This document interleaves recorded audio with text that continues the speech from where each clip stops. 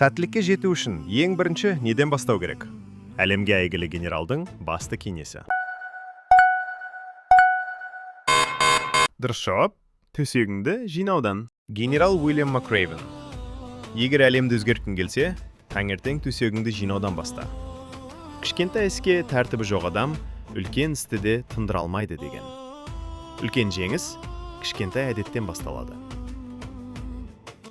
Артқа қайтарылмайтын, сатылмайтын және ешқашан толықтырылмайтын ең қымбат дүние не?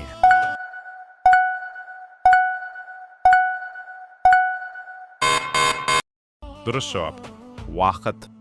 Адамдар ақшасын жоғалтса қайғырады, ал одан да құнды, уақытын босқа жоғалтқанда мән бермейді. Дәл қазір, осы секундта, сіз өміріңіздің ең бағалы бөлігін жұмсап жатырсыз. Оны жақсылыққа пайдаланыңыз.